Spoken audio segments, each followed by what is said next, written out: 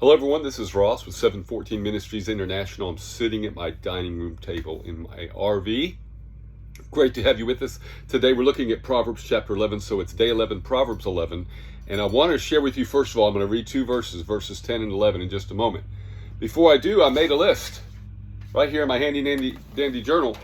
And the list is of all the topics that are covered, some more extensively in this Proverbs chapter 11. And I'm going to be doing that with the rest of the Proverbs as we go along. I'm just going to highlight the topics. So as you read it, you will see, or at least, let me say it this way, to encourage you to read it, you will see that there's so many topics covered that are so necessary in your life and in mine, that as we dive in and just get piecemeal words of wisdom regarding all these topics I'm getting ready to read off this list, you will see how valuable the book of Proverbs is. And for chapter 11, here's that list. It talks of humility, justice, integrity, righteousness, government, and the influence of people on their government. And that's what we're going to cover in verses 10 and 11 in just a moment. How to live with your neighbors in a good way, receiving wise counsel, not making bad pledges or promises. Your eternal reward, what will that look like? How to live right in your community. Mercy, being blameless and having a good testimony. Looking forward at your posterity, how your children and grandchildren live out their lives and the legacy you leave behind in their lives.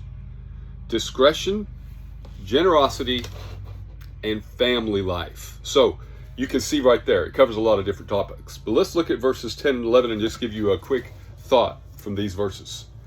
Proverbs 11, 10 and 11. When it goes well with the righteous, the city rejoices. And when the wicked perish, there is jubilation. By the blessing of the upright, the city is exalted, but it is overthrown by the mouth of the wicked. So as I read these, first thing I thought about is influence. How many of us do not really truly embrace or realize the influence we have on the world around us? There's a preacher on YouTube, you can look him up. He's gone political, but he keeps it spiritual and he ties the two together. His name is Devin Gibson. Now he's what I would call a bit of a rah-rah preacher, a cheerleader type, but I love him. I mean, he's encouraging. So it's not a knock, it's just, that's his format, is rah-rah, go get him, and he points out things. What we are seeing though, and in the video I watched today, he showed a clip of another preacher who was talking about the influence of church communities and how since the election of Donald Trump,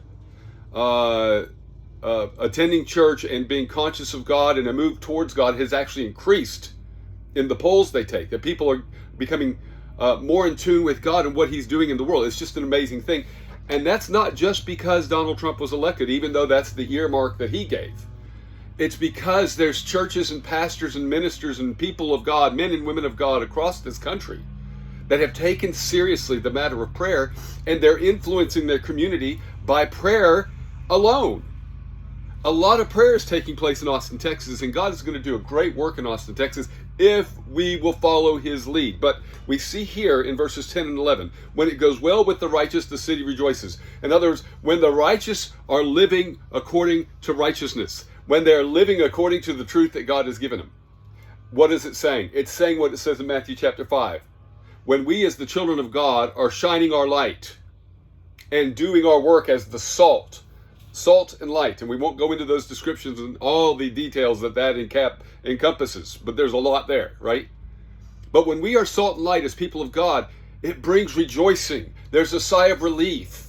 There's literally a lifting of the spirits of the people within our community. It says that right here, when it goes well with the righteous, the city rejoices. Even lost people are blessed when people that call themselves God's children live righteously. Then it says, by the blessing of the upright, the city is exalted. And then he juxtaposes, but it is overthrown by the mouth of the wicked. So what do we have to do? As we continue to do right, the devil's going to push back, and he's going to say they're hypocrites, they're liars, they're fakes, they're phonies, they have ulterior motives. The devil uses ministers. There's churches and pastors that will talk against what God is doing in our community or in our country. They will literally go against it, because on the Devin Gibson video I watched this morning, now that I'm thinking about it, God is putting all these things together, right? He showed one pastor and how he was saying we can influence our community for God and for good. And then he shows another pastor who says we need to stand against what's happening and not give in and not surrender. And it's like, wow, two preachers, two different perspectives. One is a man of God and one is a wannabe. Okay? The one is in tune with God and his spirit and moving towards righteousness. The other one is not. And that's one thing I think we all need to be aware of. There are men of God, and I've met them here in Austin. I've worked and seen that these men exist, right? And thank God for the good men of God. I'm thinking right now of Hill Country Bible Church and Pastor Tim and Brother Andy and Eric and the others that lead that ministry. Men of God. I mean, just living righteously, doing right, and being the salt and light as an example to their church community. It's beautiful.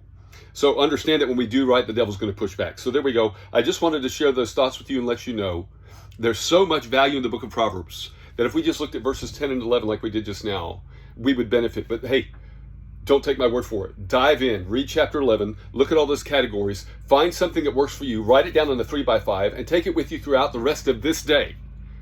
And memorize it and meditate on it and let it become part of your thinking and part of your attitude and part of your life experience and part of the influence that you're going to have in the world around you. Thank you. God bless. Have a good day.